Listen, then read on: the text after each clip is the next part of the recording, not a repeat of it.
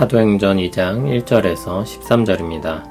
키워드는 약속하신 날, 초점, 우리와 함께 하시는 성령님입니다. 오순절 날이 이미 이름에 그들이 다 같이 한 곳에 모였더니 호련히 하늘로부터 급하고 강한 바람 같은 소리가 있어 그들이 앉은 온 집에 가득하며 마치 불의 혀처럼 갈라지는 것들이 그들에게 보여 각 사람 위에 하나씩 임하여 있더니 그들이 다 성령의 충만함을 받고 성령이 말하게 하심을 따라 다른 언어들로 말하기를 시작하니라. 그때 경건한 유대인들이 천하 각국으로부터 와서 예루살렘에 머물러 있더니 이 소리가 나매 큰 무리가 모여 각각 자기의 방언으로 제자들이 말하는 것을 듣고 소동하여 다 놀라 신기하게 여겨 이르되 보라, 이 말하는 사람들이 다 갈릴리 사람이 아니냐. 우리가 우리 각 사람이 난 곳 방언으로 듣게 되는 것이 어찌 됨이냐.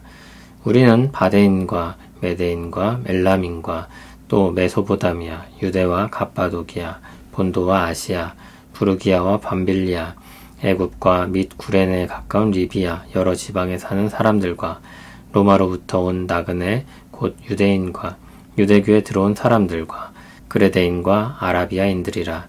우리가 다 우리의 각 언어로 하나님의 큰 일을 말함을 듣는도다 하고 다 놀라며 당황하여 서로 이르되 이 어찌 된 일이냐 하며 또 어떤 이들은 조롱하여 이르되 그들이 새 술에 취하였다 하더라. 아멘. 드디어 약속하신 날이 되었습니다. 물론 사도들과 모인 무리가 그날이 약속한 날인 줄 알고 있었던 것은 아닙니다. 약속을 믿고 기다리며 기도하고 있던 성도들에게 약속의 날이 찾아온 것입니다. 기다리는 가운데 오순절이 되었습니다. 주님께서 6월절에 죽으시고 안식 후 첫날 부활하셨는데 이제 오순절이 되었으니 50일이 지난 것입니다.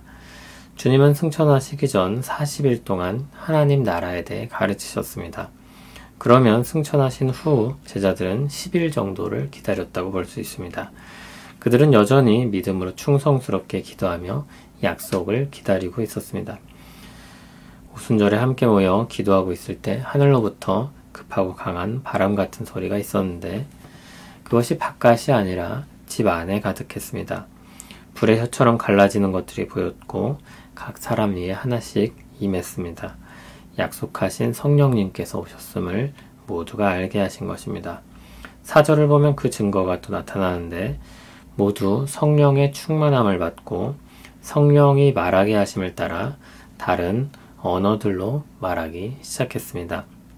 약속하신 성령님이 임한 것입니다. 그때는 경건한 유대인들이 천하 각국으로부터 와서 예루살렘에 머물러 있던 때였습니다. 흩어져 살던 유대인들이 모이는 오순절이었습니다. 예루살렘에 왔던 사람들은 제자들이 말하는 것을 듣고 놀라는데 저마다 다른 지방에서 온 그들의 방언으로 말하고 있었기 때문입니다.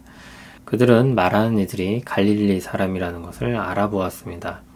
그러니까 자신들의 말을 할 출신이 아니라는 것입니다.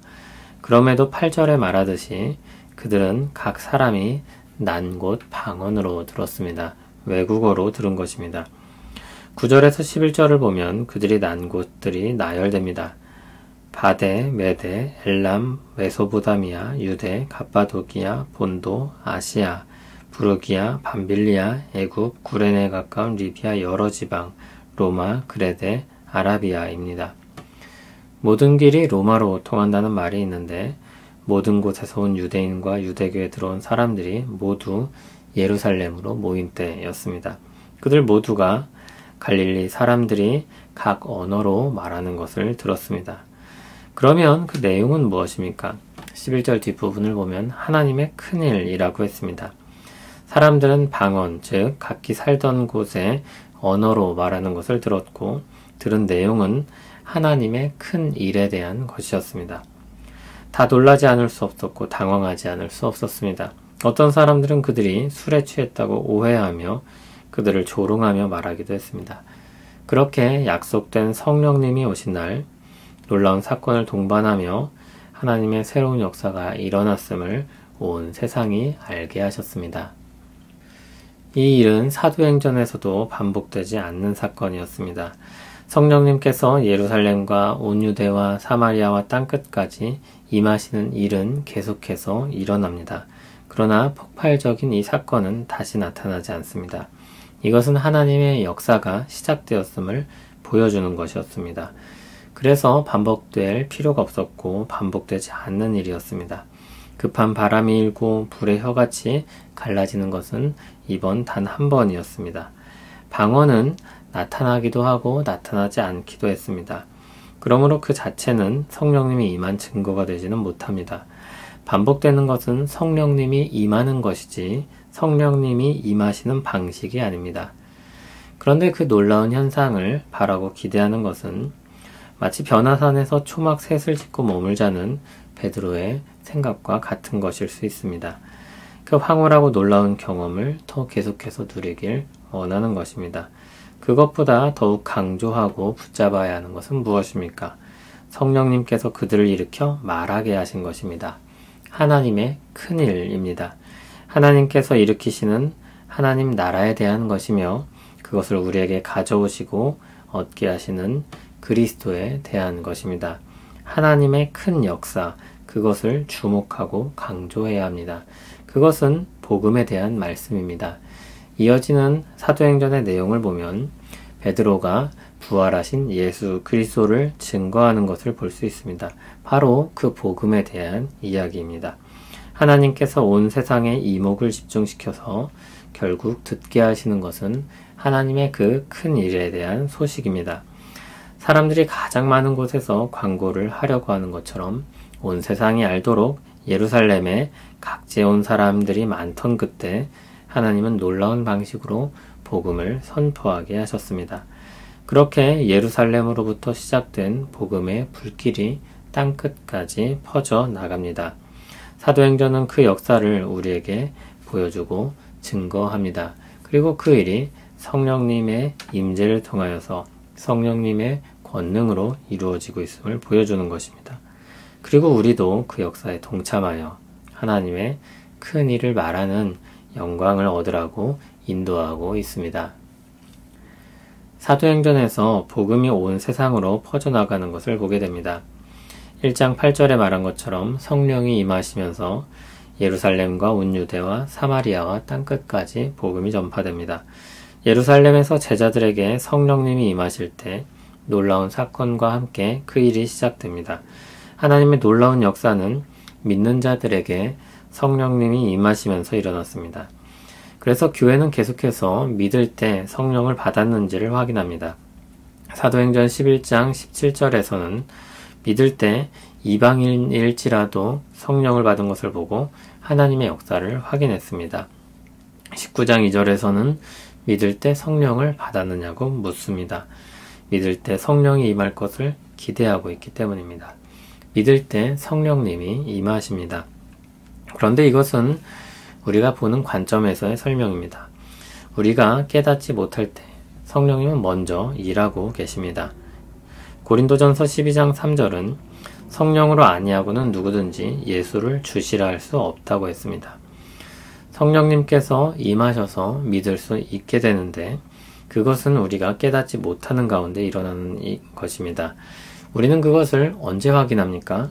믿음을 고백할 때, 예수를 주님이라고 고백할 때 그에게 성령님이 임한 것을 확인합니다. 믿음은 성령님이 임한 증거입니다. 사도행전은 그것을 확인하고 감사하고 기뻐하는 것입니다. 믿을 때 성령을 받았는지 안 받았는지 묻고 그렇지 않으면 어떻게든 받게 만들려고 어떻게 하는 것이 아닙니다.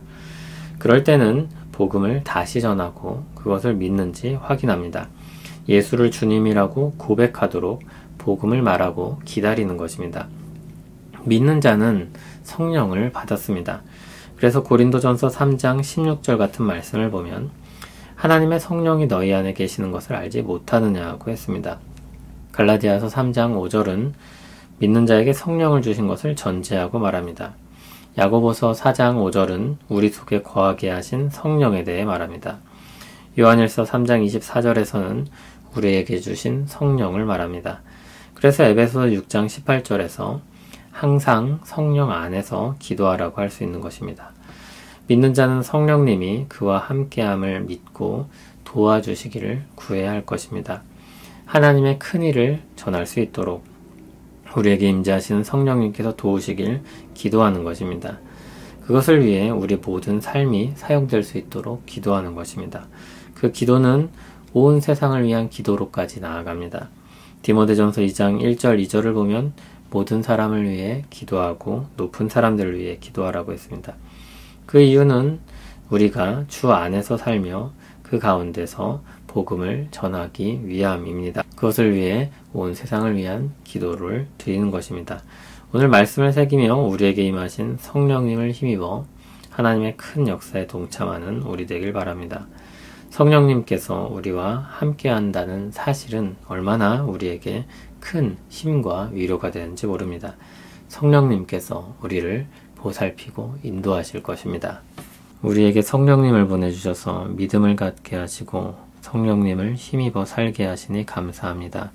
약속하신 가장 좋은 선물을 우리가 받았습니다.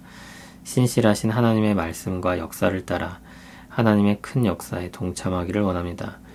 주여 우리를 그 복된 역사에 동참하게 하시고 즐겁게 충성하며 살아가게 하옵소서. 우리와 함께 하시는 성령님의 능력을 힘입어 살게 하옵소서. 예수님 이름으로 기도합니다. 아멘.